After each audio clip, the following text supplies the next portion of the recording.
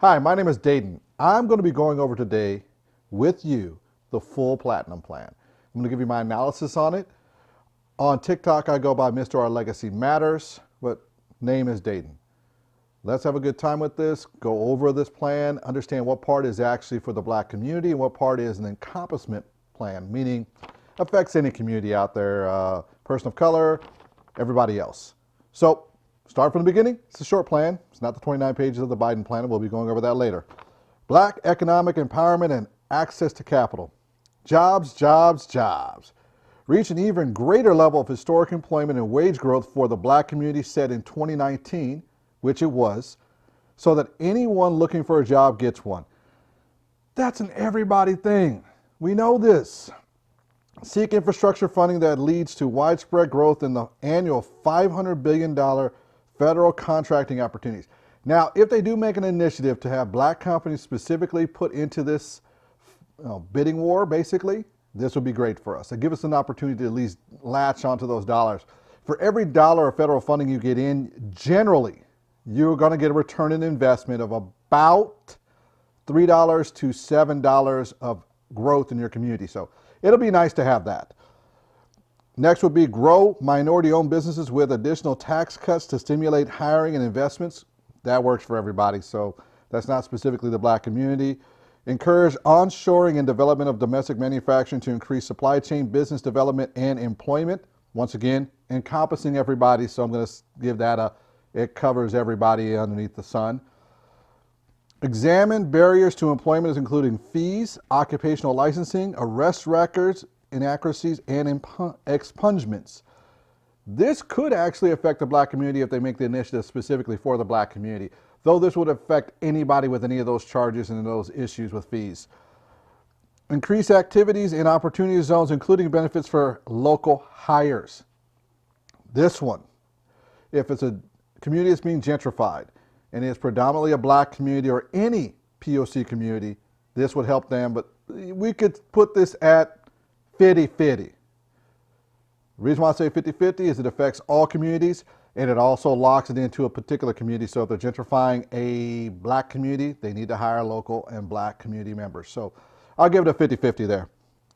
Invest almost $20 billion towards broadband and internet access to create jobs, opportunities, and improve classroom connectivity and the ability to utilize telehealth services. If that is actually focused to the black community, yes, 1,000% that's good for us. If it is an Encompass one again, then no. So we're going to see how they do the full initiative before I give that a yes or no. But I'm going to give that a 90% encompasses everybody else, and the 10% could specifically be us. Fuel access to capital for black-owned businesses. That's the next section. Increase opportunities for small business lending and technical assistance through community development financial institutions in order to grow business, create generational wealth with over $400 billion in lending.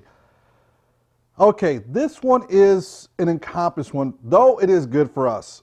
If we decide to take advantage of the lending, most businesses need between $1,000 to $100,000 to start, depending on the cost of the type of business you're getting into. If you're in a consulting business, you may only need $1,000 for advertising. If you are, say, a construction company, you may need a truck and some tools and everything in between. So it depends on the type of loan you're going to need. It's going to be about credit factors. And the next step does affect that. And this would be the examining alternative ways to build credit, including rent, utilities, and phone bills. Predominantly, we do not have a lot of credit in the black community. That doesn't mean we don't all have credit. It just means we don't usually participate in the credit system. We're not taught much about that either. I don't know why I wasn't, and I had to learn it independently. So I'm going off my personal experience and experience of those in the community that I know. This doesn't encompass all in the community, in black community, but this is one of those areas that it is an improvement if we could add rent, utilities, and phone bills. Make minority business development agency permanent. Appoint its leader to the assistant secretary of commerce level. Create a sub-office of African American affairs and engage with private sector advisors to ensure real-world plans and solutions. This one is kind of controversial. So if you know anything about what's going on with the MBDA, certain budgets that were pushed through by Trump cut it by as much as up to 70% of that particular annual budget. In the end, I haven't looked through the whole budget of what actually happened, the fact that this is not a permanent agency and it's not on the Assistant Secretary of Commerce level, both are issues. And since they've had since the 60s, why hasn't this been done? And then the African American affairs, yes, we need that. This would definitely be a solution for black communities. So I'm going to give this one about an 80% yes and 20% BS. Increase the number of black-owned contracting businesses, financial service entities, and private equity investment funds through regulatory reforms, and up to $40 billion in government funding alongside traditional private investment. If you're an LLC, if you're an incorporated company, any form of corporation, this will make a huge difference for you. Getting the investments in, especially if they do really focus on the black-owned contracting businesses, big, big plus for our community. I'm talking huge. This will definitely bring wealth back to us, and it would also make a generational wealth. So I'm going to go with about an 80-20. So this is going to be 80% good for the community, and it's specifically at the community, and 20% this could just be fluff. Advanced lending relationships with financial institutions, particularly those businesses who weren't able to participate in the PPP. Fair with you. The PPP, encompassing everybody. So I'm going to give this one a F. It's a fail. This is encompassing everybody, so I'm not going to count this at all towards us. Host senior executives from major financial institutions on a quarterly basis to advance new and equitable lending programs for black communities.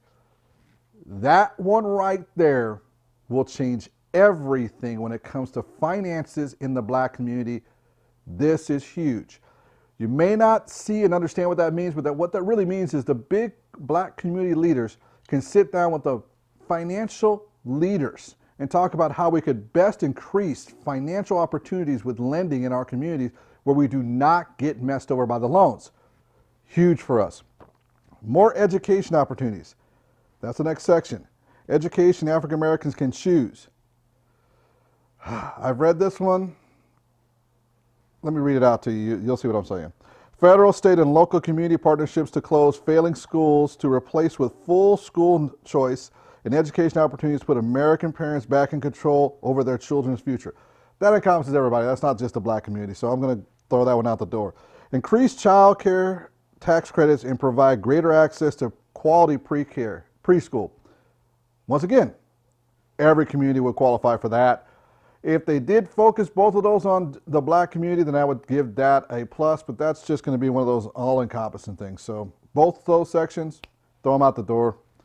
Education African Americans can afford. Continue to protect vital roles of historic black colleges and universities. Yes, they do need to do that. He has already pushed initiatives through.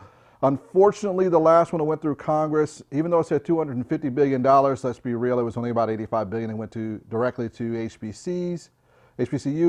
A lot of it went to MSIs. Most of y'all don't know what that is. I'll talk about that in the Biden plans, but essentially MSIs, there's a list from Rutgers, and I'll throw that in here too, that goes over all the schools. But I'll give you an example of one. There's, in my local area, it's called Bellevue College, which is over in Bellevue, Washington. And that particular one is definitely not a black school. Or we can talk about California State Universities. All divisions of California State Universities will qualify under the MSI rules that are going to be over in the Biden plan. And if this plan includes MSI, then it will definitely do that. But it looks like he's protecting just the historical black colleges. So let's see what this turns out to be. Spur innovations ecosystems by connecting minority institutions with federal government broad range of scientific, engineering, research, and development. What that means is vaccinations, studies on breast cancer, anything that's related to federal science grants, this will be great. And these will be schools that will get permanent grants. Now, this is so awesome. Instead of it just going over to the University of Washington, it can go to one of the major HBCUs that studies medicine. There's another one that can do under law. There's another one that can do any other form of science study. And this is really an awesome initiative. If it does happen, fantastic. If it does not happen, I'm going to give this one an 80-20. 80%, it could be fluff. 20% if it happens, it's fantastic. Increase the amount of Pell Grants and allow vocational employment and second change homecomers. I have no idea what the second change homecomers is. So I'm going to throw that one out the door just because I'm too ignorant to know the answer to it. And plus, the Pell Grants, anyone can get Pell Grants. Advanced targeted apprenticeships and job training programs. Now we get into a good one. I don't know if you know much about unions or not. Most of us in our family do because we grew up with unions, but you may not have grown up with a union family. Being part of the trades and apprenticeship programs is fantastic for generational wealth. Become a carpenter. Your son becomes a carpenter. Your daughter may become a carpenter. Electrician, same could go for son or daughter. Those trades have 30, 40, 50 years worth of employment, full retirement, and then the next generation can follow in suit. This brings generational wealth. I'm telling you, these type of programs are great. And job training programs, as long as the job training program is focused on the black community, then I'm going to go with that too. But really, even though I know this is encompassing everybody, I would say the apprenticeship programs would be good for us if it was focused on the black community. The next section is going to be better and cheaper health care. Affordable care you can trust, reduce cost and improve access to quality health care through the HRSA. If they do that, that'll be great, but I don't think it's going to be just generally focused on us. Deliver real price transparency so you know the cost before care is received. Yes, we do need to know that, but that's going to be encompassing everybody, so I'm going to throw that one out the door. Opportunity to be in charge of your own health care and choose your own doctors, same thing, encompasses everybody. Eliminate long-standing health disparities. Once again, can encompass everybody. The next one, though, this is specifically for the black community, and I'm going to give this one an A+. Investment into the cause and cure of kidney disease, high blood pressure, diabetes, sickle cell, maternal mortality, and other diseases that disproportionately affect African American population. Let's be real. These are areas of health that we need to have addressed, and having the government put in a tremendous amount of funding to protect us, help us, make us healthier down the road with good innovations in these diseases is going to improve the black community's life and extend our, well, basically, lifespan. So instead of dying in the early 70s, we live into our 80s and possibly 90s. I would love this to be the future for us. The next one is increase access to telemedicine and innovate technologies to empower patients with flexibility and tools for better health. That's an everybody one, so we'll throw that one out the door. The next one after that is pretty good idea, though it will include a lot of people. That's the public to private partnerships to develop healthcare facilities in low-income areas. That is super encompassing. That is not specifically for the black community, though we definitely need those. So if we can even get 10 or 20% of those into our communities, talk about good news for us. I'm going to go 80-20 on this because 80% means it encompasses everybody. 20% is it will affect our community in a positive light. So this part of the Platinum Plan, I'm going to give an 80-20. Safety and justice.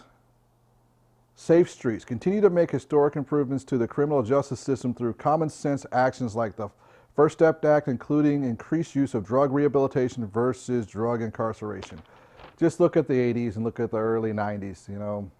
84, 86, 88, and 94, there were 4 bills that were pushed through the House and Senate, became law that have definitely affected those disproportionately in the inner city for the types of drug crimes that are in there. We need rehabilitation. We don't need people spending their whole life in jail because they got high. Simple as that. The next one on the list, which is definitely good for us too, is restore the safety of American great cities by working with police departments, community leaders, and mental health professionals to install the most responsive, professional, and accountable model of policing, including diversity training and accreditation standards. If we can actually get the local city councils, county councils, the state legislators to jump on this with us, this will work. It is not encompassing just to the black community, but this will work for us, and I think it's going to be a nice positive. Another one, advanced second chance hiring, get rehabilitated citizens with criminal records back on the job. Encompasses everybody, so I'm not going to count that one. That's going to be an 80-20. Prosperous black communities. Champion federal policy reforms to advance home ownership initiatives. That's another one that encompasses everybody. Though, if we get this is a 90-10. 90% everybody, 10%, at least it helps our community a little bit. Partner with local leaders in black communities to ensure maximum federal support for neighborhood revitalization. About damn time. Talk to us, talk to black leaders in our neighborhood. Hopefully we can get this beyond just the federal level. We can get this to the local, state level, and city council and county council level, so that when they are doing the changes, or what we call gentrification, that they are actually listening to black community leaders and not listening to construction companies and lobbyists. So I give that one an 80-20 in favor of the black community. Make Juneteenth a national holiday? Come on. I love that holiday. I do. I love that holiday. It makes me feel part of the United States. And as a black man and a father of black children, yeah, if that's possible, I will be extremely happy. Prosecute the KKK, Antifa as terrorist organization to make lynching a national hate crime. Yeah, so this is going to be a hard one. They've got to get the House and Senate to work with the executive branch and the State Department to make this all happen. If they do, this will be fantastic. Let's just see if they'll actually do it. I'm really hoping so. The next one is definitely a black agenda. Fuel black farmers and access to healthy food to address food disparities. If they actually do this, another great one for the black community. Favorable trade deals to bring back manufacturing jobs, help black contractors, farmers, inventors, and consumers. If they focus this on black contractors, if they have an initiative on black contractors, if they have an initiative on black farmers and black inventors, then yes, this will be a 90-10 program. 90% yes for the black community, 10% everybody's encompassed. Defend religious liberties in African American church that lift the conscience of our nation. I hope they do this. I really do. I hope so. We'll see what happens. And if they did, it's great. And collaborate with cities and counties to address mental issues and substance abuse. And like I said, if we don't address the city councils, the county councils, the state legislators, all of this national reform will mean nothing, because the city has to work with that initiative. The state has to work with that initiative, and your counties have to work with that initiative. Some of us don't live in the city. Some of us in rural areas that are just county, unincorporated areas. We need those participants to work in our favor. So this is my thoughts on the Platinum Plan. I'm going to give it a solid, it's okay. It is not 1,000% for the black community only, though the initiatives that are black community only are fantastic. So I have to give it it's an okay, and it's a first step. And if we took this same plan and used it, focused it on the black community in the local area with your state legislators, your city council members, and your county council members, and we're in the meetings once a month, taking a group of 10 or 12 of us, 2 minutes at a time, and each one of those minutes going over our section of what we think needs to be done, I think we could get these initiatives done locally and have our communities grow, even if the federal side doesn't step in. All right, everybody, be blessed. Peace.